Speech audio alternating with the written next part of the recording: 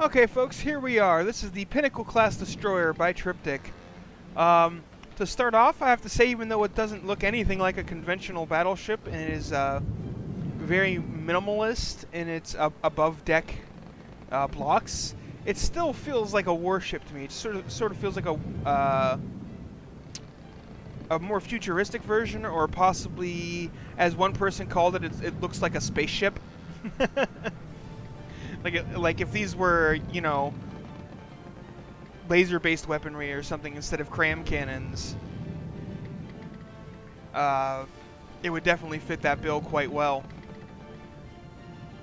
So I like the way it looks. It is a decent-looking vessel. I like the paint job, really. I know red and black is kind of, you know, it's one of those, it's like, oh, so edgy things, but it actually works well with this vessel. I like it. So, first off, we're going to go ahead and see how fast this baby goes, which is pretty quick. Looks like we're going to hit about 17 and a half, maybe? 17.2. Okay, so yeah, pretty nimble, or well, pretty quick, pretty fast. Not the fastest vessel out there, but it is, but 17 meters per second is definitely nothing to sneeze at in this tournament. And then we'll go for a turn. It has this really strange sliding turn. It's smooth. It's very smooth. And it's a pretty tight turn, but it kind of, like, almost pivots as it's moving. Because it's got, I think it's got both front and rear rudders. Yeah, you can see there's rudders all along the side here. Some of them are actually forward of the center mass here. Oh, but it's facing backwards. Okay. Wait, no, that's the right way. That's absolutely the right way. So wouldn't these forward rudders here that are in front of the center of mass actually cause the turn rate to slow? Maybe that's intentional. Because they'd be basically pushing the ship in the opposite direction. Then you've got these rear rudders back here. Are there any actually all the way up on the front? Let's see. No, I don't see any rudders up front. Oh, it's starting to list heavily with this turn too.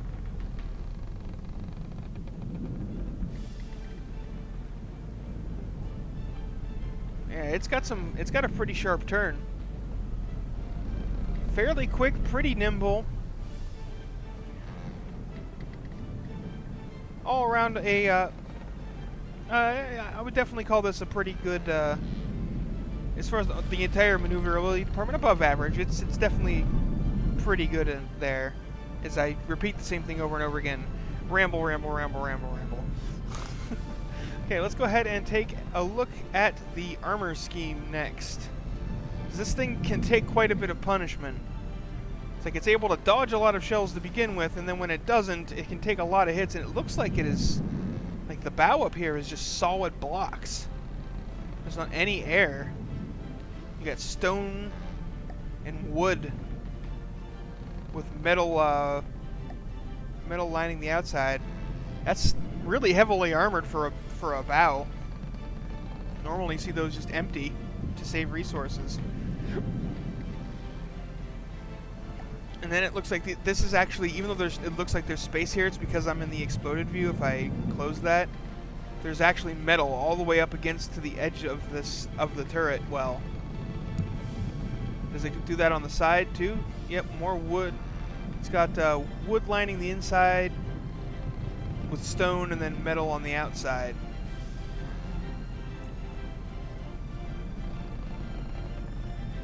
A lot of wood armor. No wonder this thing doesn't sink. And it's just solid blocks too. Like, there's no open space in this thing. Let's see, is there any... There's a little bit in here in the corner and on the back of the turret. But these corners have to be open for it to rotate. And then the rest of this is just solid friggin' blocks. I mean, a lot of it is wood, but that explains why this thing is able to take such a beating. Here's quite a bit of open space. Yeah, okay, here's some open space.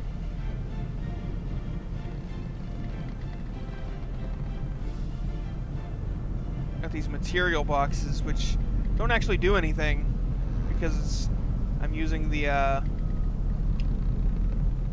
centralized resources for this tournament.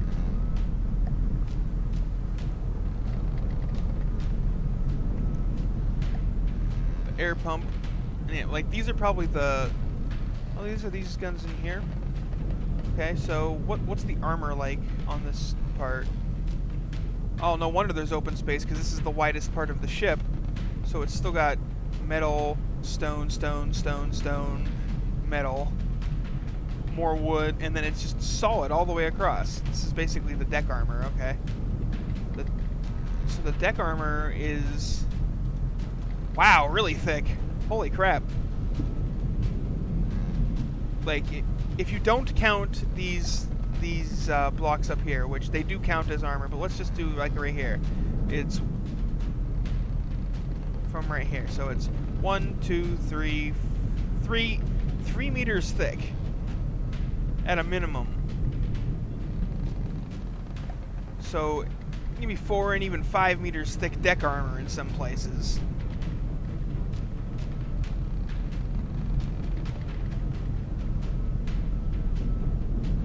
That's why the Coastbuster had such a hard time damaging this thing. Because it's just solid blocks. Even though a lot of the blocks are wood. Like, this thing is just... It's got some really thick armor on it. Some surprisingly thick armor. And all that AC stacking adds up, especially against explosives.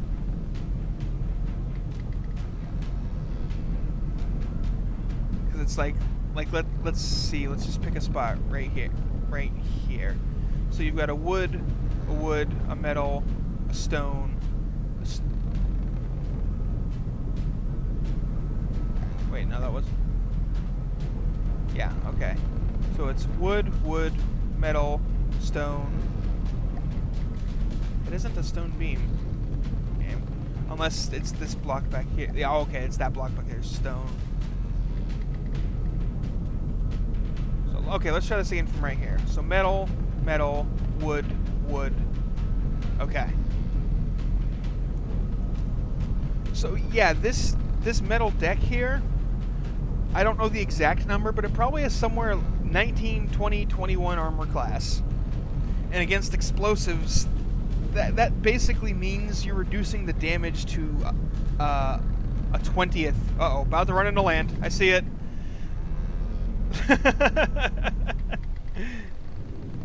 Almost.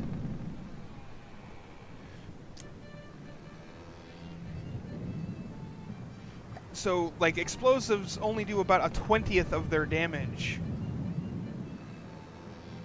to the deck itself. So when you've got metal beams here, that basically gives them roughly 32,000 to 35,000, somewhere in there, effective hit points versus the explosions. Now you divide that by 4 if all 4 meters of the beam can be hit, but that's, like, still, that's eating a lot of the damage up. And that is why the Coastbuster had such a hard time. And, like, its side armor is not, like, its bulge armor is not weak either. This thing is surprisingly heavily armored for how fast and nimble it is. It's a very solid design here.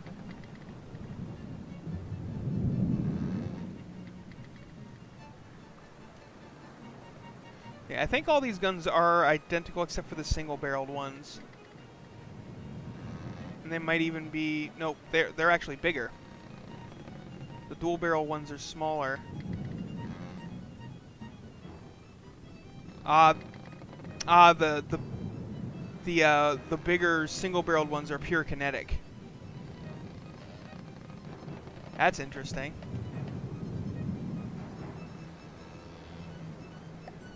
Alright, let's go ahead and clear out the barrels here. So I want to Let's see what the numbers are for these guns. So, wow, those are not the most powerful shells. 5,700 kinetic damage, 34 armor pierce, and 9,000 explosive damage. There is quite a few of them though. There's only 4 of the single barrel cannons, so that's 20 of those shells.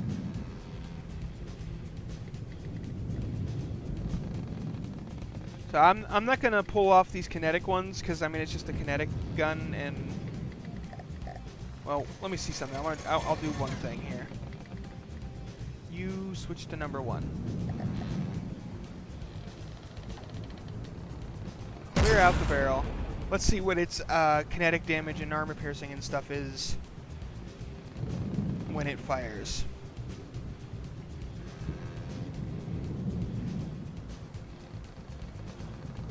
Packing payload. So it's got a minimum pack time.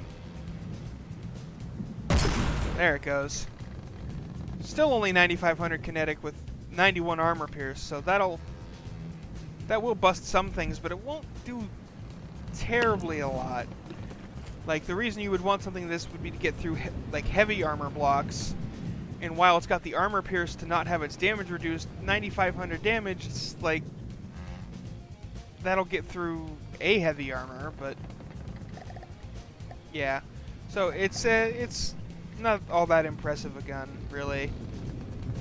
No offense, but I'm not gonna pull that off. We'll just pull off one of the double barrel ones to no, I'm not gonna destroy it. To put on my weapon test platform and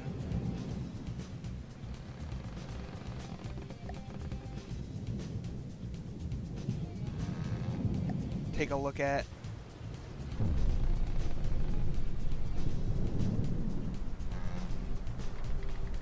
Let's see, where is that turret block at? Oh, right, they changed the, I was still looking for the brown wooden graphic, but that got changed, so. Alright, so here we are. Yeah, rather small turret overall for a dual.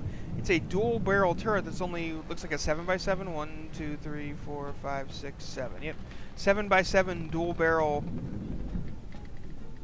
with a interesting setup for the Tetrising here.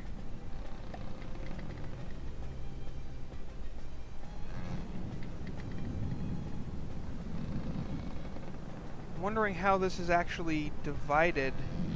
Because it looks like all of the gauges are connected together.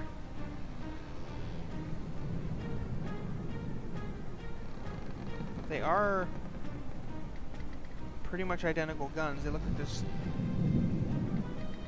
So is it right here where the break occurs?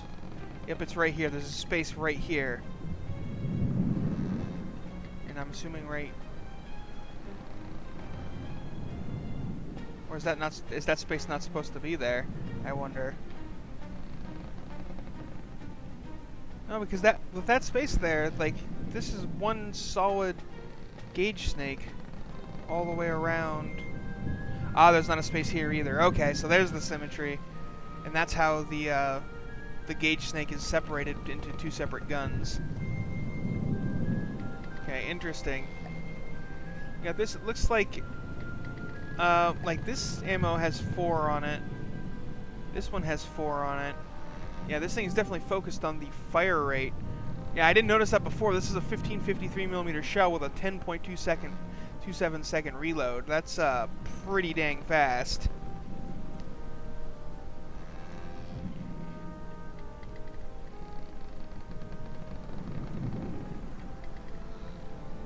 Whoa, but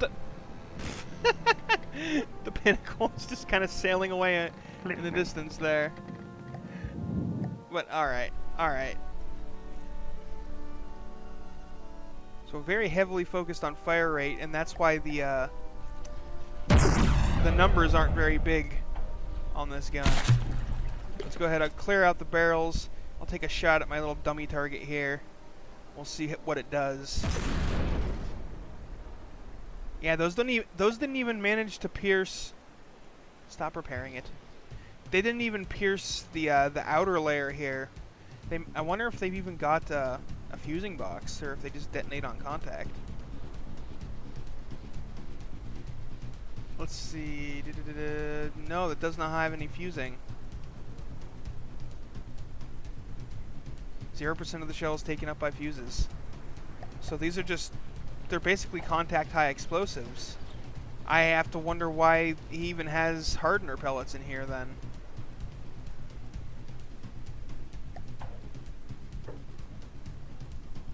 Because these are basically just HE units.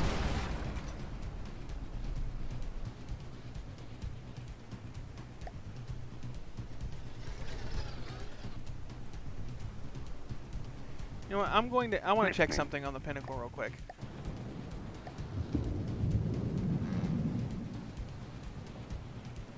Because I know the Pinnacle fires multiple shell types. I wonder if there are different guns with different shell types, or if it's... Nope, it looks like all of the dual-barreled guns are identical. The only different shells are the darker green pure kinetic shells of the single-barrel cannon. So yeah, these are those shells are basically pure HE, with just a little bit of hardening, I guess, to bust out the outer blocks, so the explosions can deal more damage to the inner ones. I suppose that doesn't seem. I don't know. To me, that doesn't seem like the best. Whoops! I wanted to go back to the weapon test platform. That doesn't seem like the best way to do that to me, honestly. Let's go ahead and repair this. I'm gonna do one more shot.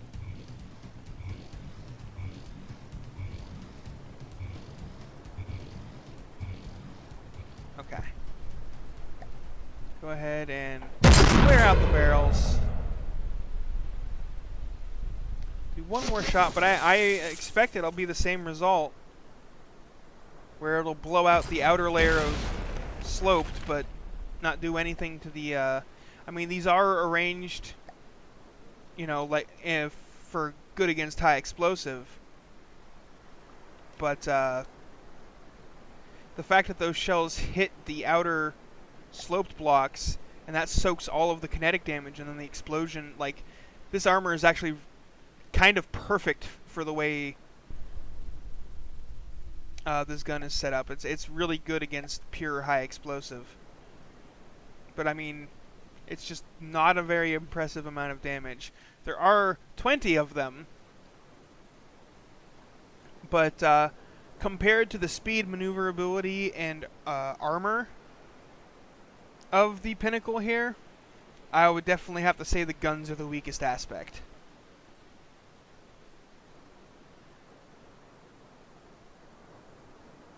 But they do have the advantage of being small, numerous, and very little exposed above the deck, so that they survive well.